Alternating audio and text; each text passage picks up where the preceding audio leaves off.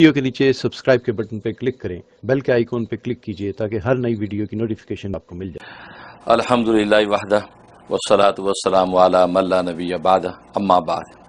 آج ہم بات کریں گے سورہ یاسین کے بارے میں۔ ماشاءاللہ، قرآن کے دل کی بات کریں گے۔ دل تک پہنچ گئے، دل تک پہنچ گئے، ماشاءاللہ، اور یہی اصل ہے، یہی اصل ہے۔ تو سورہ یاسین جو ہے یہ قرآن کریم کا دل ہے جی، اور یہ 36ویں صورت ہے تدوینی اعتبار سے جی، اور یہ مکی صورت ہے۔ جی، اس کی 83 آیات ہیں جی، اور بڑے زبردست مضامین اس میں، بڑا زوردار کلام ہے۔ یقیناً، ظاہر ہے کہ خود نبی کریم صلی اللہ علیہ وسلم نے اس کو قرآن کریم کا دل قرار دیا ہے، جی، اور دل آپ جانتے پورے بدن کی اصل ہے، دل زندہ ہے تو بدن زندہ ہے، درست، دل مردہ ہے تو بدن مردہ ہے۔ درست، گویا کہ اس سورۃ یاسین میں جو مضامین بیان کیے گئے ہیں ان کے ساتھ جو بندہ وابستہ ہے تو اس کا پورا ایمان اور قرآن زندہ ہے، واہ، اور جو اس کے مضامین اور اس پیغام کے ساتھ وابستہ نہیں ہے جی، اس کا مطلب اس کا ایمان مردہ ہے۔ واہ، گویا کہ یہ وہ صورت ہے کہ جس کو دل قرار دیا گیا، اور اس میں عجیب و غریب مضامین بیان کیے گئے ہیں، اور اس میں مبلغ اعظم کا ذکر ہے۔ اچھا، سب سے بڑا مبلغ اعظم خود سرکار دو عالم صلی اللہ علیہ وسلم ہے۔ اپنے اپنے ادوار میں انبیاء کرام مبلغ بن کے آتے رہے، ابراہیم خلیل اللہ ہے، موسیٰ کلیم اللہ ہے، عیسیٰ روح اللہ ہے، نوح صفی اللہ ہے، اور یوسف حسین اللہ ہے، اور یعقوب نبی اللہ ہے۔ یہ بڑے بڑے سب مبلغ آتے رہے، لیکن مبلغ اعظم جو بنا تو وہ محمد مصطفیٰ اور محمد رسول اللہ صلی اللہ علیہ وسلم آئے۔ تو یہ مبلغ اعظم کا اس میں ذکر ہے، اور آپ کی رسالت اور آپ کی جو ہے وہ نبوت کے اس بات کا دعویٰ کیا ہے اللہ نے کہ انکا لمن المرسلین، کہ آپ بھی رسولوں میں سے ہیں۔ تو آپ کی رسالت کو ثابت کیا، اور اس پر جو ہے 5 عقلی دلائل پیش کیے ہیں پوری صورت میں، اور بڑے عجیب و غریب انداز سے عقلی دلائل پیش کیے، اور پھر 5 شکوے کیے ہیں کفار سے، کفار و مشرکین جو انکار کرتے ہیں آپ کی اس بات رسالت کا اور آپ کی منصب نبوت کا، تو ان پر جو ہے اللہ نے شکوہ کیا ہے، ان کا تذکرہ کیا کہ دیکھو کیسے نالائق اور نااہل ہیں کہ ایسے نبی برحق کا وہ انکار کرتے ہیں۔ تو 5 شکوے ذکر کیے، پھر ان کے شکووں کے جوابات دیے، تو یہ اس کے اندر اس حقیقت کو بیان کیا، اور پھر اس میں 7 مبین ذکر کیے ہیں۔ اچھا، مبین کا مطلب کھلا پیغام، واضح، اور روشن، گویا کہ روشن جو ہے 7 تعلیمات اس قرآن کریم کے اندر واضح کی گئی ہیں۔ سب سے پہلے اس کے اندر جو ہے وہ امام مبین کا ذکر کیا۔ اچھا، امام مبین سے مراد لوح محفوظ ہے۔ گویا کہ اللہ نے اس حقیقت کو واضح کیا کہ تم جو کچھ کر رہے ہو، تمہاری ایک ایک حرکت و سکون، اور تمہارے کیے کے پیچھے بھی اگر کوئی آثار باقی رہ گئے، وہ سب کے سب اس لوح محفوظ کے اندر لکھے ہوئے ہیں۔ اچھا، اور کل روز قیامت جب اللہ کے پاس پہنچو گے، تمہارے ایک ایک کلام اور کام کی وہاں پوچھ ہو جائے گی۔ تو اسی امام مبین کو ذکر کیا۔ اس کے بعد پھر بلاغ مبین، یعنی بلاغ مبین سے مطلب کھلا جو ایک پیغام جو ہے جو رسالت کا تھا، ان انبیاء نے دیا ہے، اور محمد صلی اللہ علیہ وسلم نے اس حقیقت کو تم پہ واضح کر دیا، اور نبی کی اطاعت حقیقت میں اللہ کی اطاعت ہے۔ نبی کا کہا مانو گے تو حقیقت میں اللہ کا کہا ماننا ہے۔ تو یہ بلاغ مبین گویا کہ پیغام جو ان نبیوں نے پہنچایا ہے، یہ حقیقت میں اللہ کا پہنچا پیغام، اس کو مان لو۔ تو بلاغ مبین کا ذکر کیا۔ پھر اس کے بعد ضلال مبین کا ذکر کیا کہ لیکن تمہاری حالت یہ ہے کہ تم اللہ کو چھوڑ کر اس کے غیر کے سامنے جھکتے ہو، اور یہ کھلی گمراہی ہے، اس کھلی گمراہی میں تم پڑے ہوئے ہو۔ پھر دوبارہ ضلال مبین کا ذکر کیا کہ ایک تو یہ کہ غیر کے سامنے جھکتے ہو، اور دوسرا ہے کہ نیکی کرنے میں کتراتے ہو۔ کبھی نیکی کا موقع آتا ہے تو جی تمہارا کتراتا ہے، نفس تم پہ غالب آ جاتا ہے۔ فرمایا کہ یہ بھی کھلی گمراہی، اس کو ضلال مبین کہا، یہ بھی کھلی گمراہی۔ اب سوال ہوا کہ بھائی یہ گمراہی در گمراہی کیوں ہو رہی ہے؟ آخر کون سی قوت اور طاقت ہے جو ہمیں اس گمراہی میں ڈال رہی ہے؟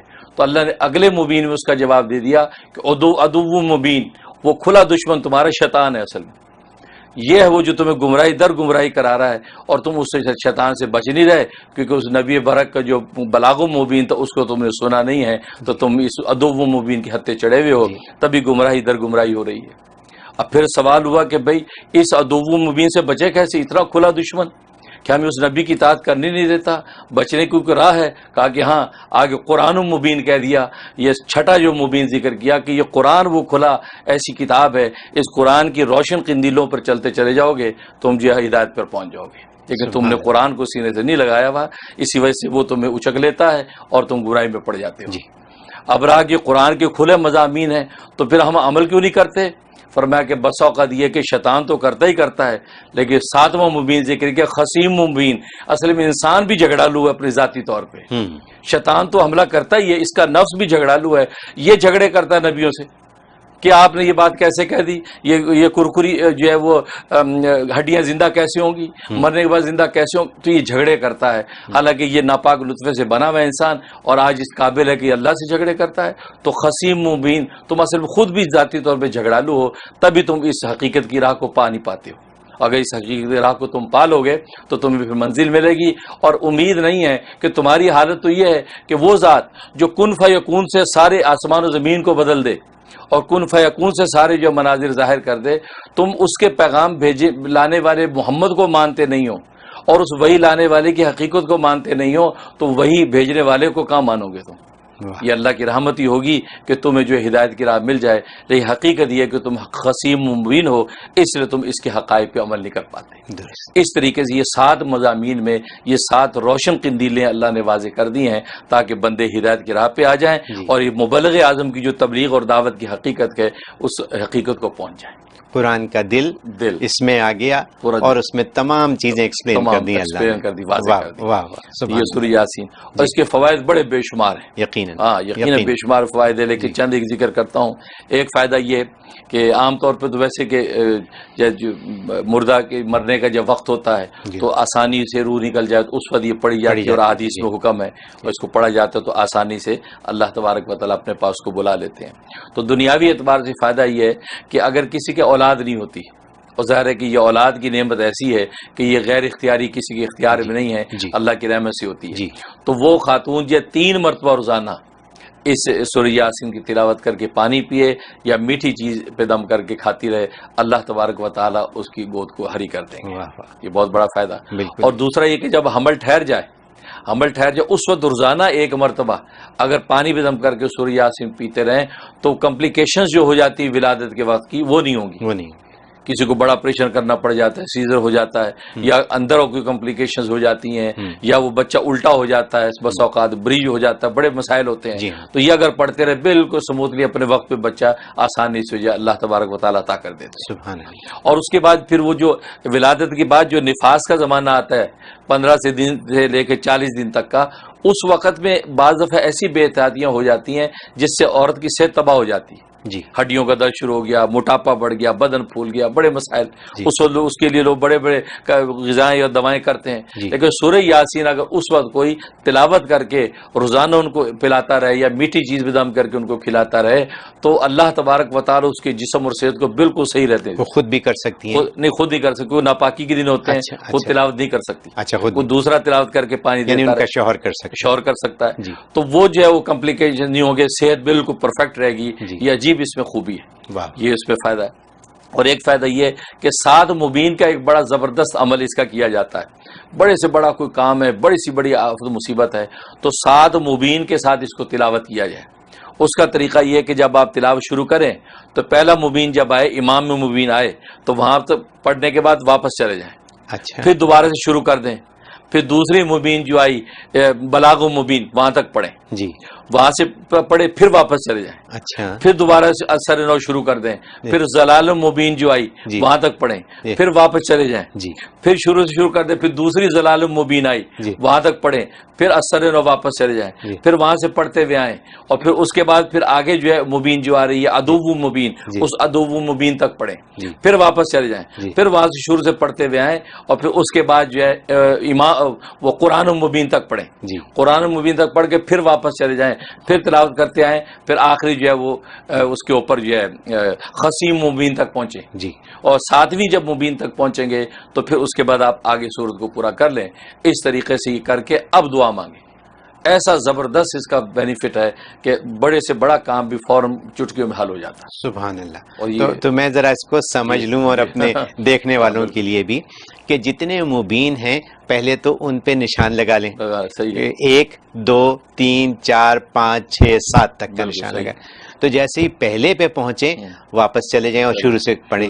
دوسرے پہ پہنچیں پھر واپس چلے جائیں شروع کریں. تیسرے پہ پہنچیں پھر واپس چلے جائیں شروع کریں. اسی طرح چوتھے 5ویں اور 6ٹھے تک پہنچیں اور واپس جائیں اور شروع کریں. جب 7ویں پہ پہنچیں تو واپس نہ آئیں اور کنٹینیو کر کے ختم کر دیں اور اس کے بعد دعا کر لیں. بہت آسان سی بات ہے, بہت آسان ہے. اور اس کے منافع اتنے ہیں, یہ تو وہ موٹے موٹے منافع بتائیں گے, لیکن اندر اسرار کیسے ہیں, راز کہتے ہیں, کتنے بینیفٹ مل رہے ہیں, وہ تو انسان کو پتہ ہی نہیں ہے. یہ تو مفتی صاحب میں آپ کو اپنی بات بتا دوں, میں تو سالوں سے روزانہ سورہ یاسین پڑھتا ہوں, ہر روز صبح میں پڑھتا ہوں, اس کے بغیر میں باہر نہیں نکلتا گھر سے. تو مجھے تو یہی اندازہ ہوتا ہے کہ سکون رہتا ہے. اور جس دن مجھے ایک دفعہ یاد ہے کہ میں پڑھ سکا کسی وجہ سے, میں امریکہ میں نہیں تھا, اور وہ دن میرے لیے بڑا بھاری رہا.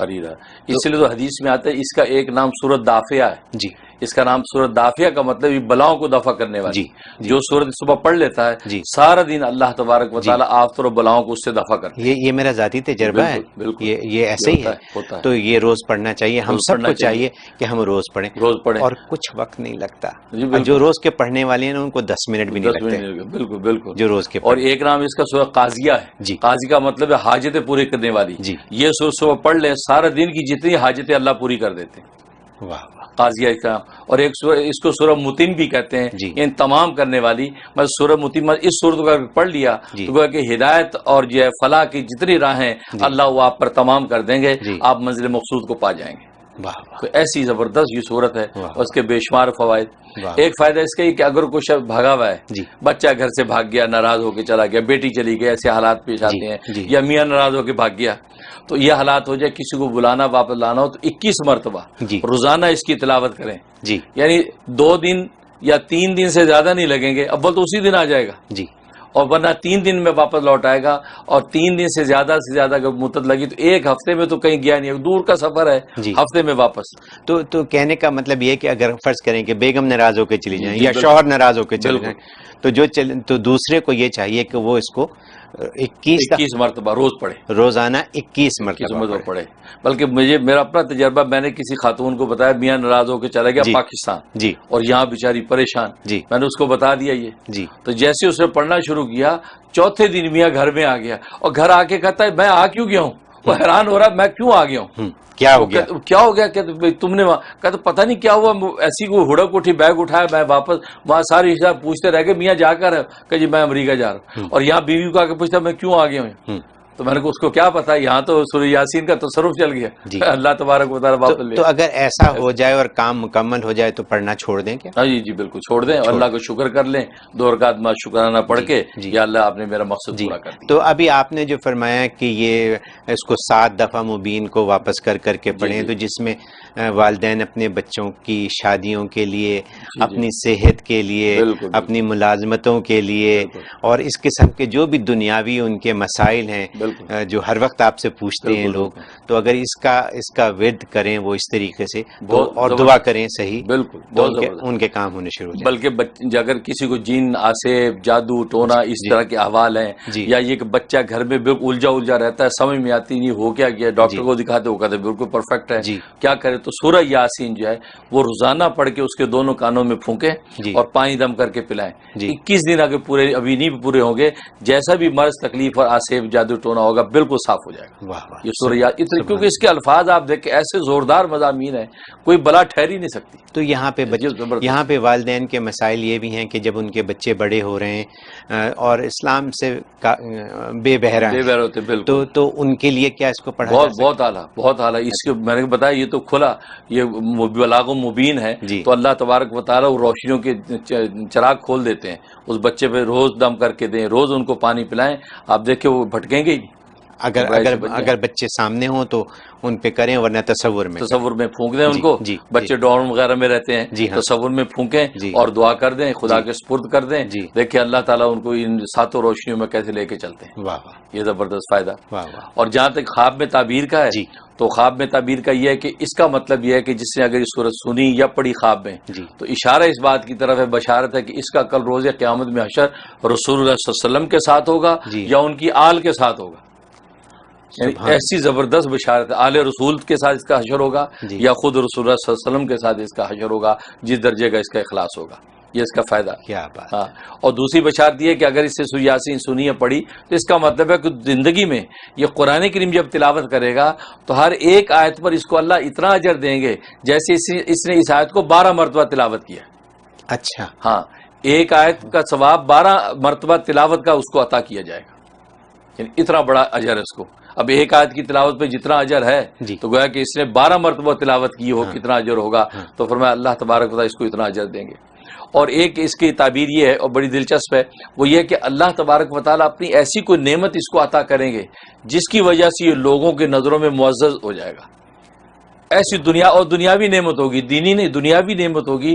دنیاوی کو اللہ ایسا کوئی اس کو سامان اور کوئی ایسا منصب عطا کریں گے کہ لوگوں کی نظر میں جو ہے وہ معزز و مکرم ہو جائے گا اور لوگ اس سے محبت کرنے لگیں گے. کیا بات. یہ اس کے یہ تو تعبیر ہے, یہ تو کسی کو چھوڑنی نہیں چاہیے. بالکل واقعی مطلب دیکھ ہماری دنیا میں, اس دنیا میں جب ہم زندہ ہیں تو اللہ نے ایسی چیزیں دی ہوئی ہیں کہ جو حل ہمارے پاس اللہ میاں نے دیے ہوئے ہیں, اللہ پاک نے حل دیے ہوئے ہیں کہ اگر وہ ہم ان کی کہے پہ چلیں تو ہمارے تو سارے مسائل حل ہو جائیں گے. اس لیے تو علماء نے یہ نقطہ لکھا کہ یاسین جو ہے اصل میں یہ نبی پاک صلی اللہ علیہ وسلم کا نام ہے. جی. اور آپ کے نام سے اللہ نے ان کو پکارا ہے یاسین. اور یاسین کے اندر راز کیا ہے, یہ یاسین سے بعد نبی پاک کے سین ہے یعنی دانت مبارک. جی. آپ کے دندان مبارک کی قسم کھائی اللہ نے, یاسین کہہ کے پکارا ہے. اور یہ وہ دندان مبارک جو اندھیرے میں آپ ذرا مسکراتے تھے تو اس میں سے ایک روشنی نکلتی تھی. جی. اور حدیث میں آتا ہے عائشہ صدیقہ رضی اللہ تعالیٰ فرماتی ہیں کہ میرے حجرے میں اندھیرا ہوتا تھا, رسول صلی اللہ علیہ وسلم, میں سوئی ڈھونڈ رہی ہوتی تھی یا دھاگا ڈال رہی ہوتی تھی, اندھیرا ہوتا تھا, رسول صلی اللہ علیہ وسلم مسکرائیں اور دانتوں سے روشنی ایک نکلتی تھی, اس روشنی میں دھاگا ڈال لیتی تھی. سبحان اللہ. یہ وہ دندان مبارک ہیں. اللہ نے یاسین مثل میں ان سن کہتے ہیں دانت کو, تو ان دانتوں کی قسم کھائی ہے, ان دانتوں سے شروع کیا ہے, اس سے پکارا ہے. ظاہر روشنی, اور یہ وہ روشنی لے کر آیا محمد, اور قلب کی روشنی لایا کہ جس سے لوگوں کو ہدایت عطا کی ہے اور منزلوں پر پہنچایا ہے. یہ تو میں یہ سمجھتا ہوں کہ ہر ایک پہ, ہر مسلمان پہ فرض ہو گیا ہے کہ روزانہ ایک دفعہ پڑھے کم از کم. بالکل, خود نبی نے ارشاد فرمایا روز پڑھو اس کو اور تمہاری دن بھر کی ساری حاجتیں پوری ہوں گی اور ساری بلائیں ٹل جائیں گی, سکون آ جائے گا. بس واہ واہ سبحان اللہ, کیا بات ہے. یہ میں آپ کو بتاؤں کہ جب ہم نے یہ پروگرام شروع کیا تھا, سمجھیے کہ آج سے 36 ہفتے پرانی بات ہے, تو اس وقت میرے ذہن میں سورہ یاسین تھی کہ اس کا وقت کب آئے گا, کیونکہ معلوم نہیں تھا کہ یہ 36 ہفتے میں ہی آئے گا یا زیادہ میں آئے گا. بیچ میں بریک ہوگی, بریک بھی ہوئی ایک آدھ ہماری, تو بریک کے بعد آج یہ وقت آ گیا, آج یہ دن آ گیا کہ ہم سورہ یاسین کی بات کر رہے ہیں. میں ذاتی طور پہ سورہ یاسین سے بہت متاثر بھی ہوں, میں جانتا بھی ہوں, میں پڑھتا بھی ہوں, مجھے زبانی یاد بھی ہے. تو سورہ یاسین بہت بڑی بات ہے, اور آج آپ نے اس کو جو ایکسپلین کیا تو اور دل خوش ہو گیا.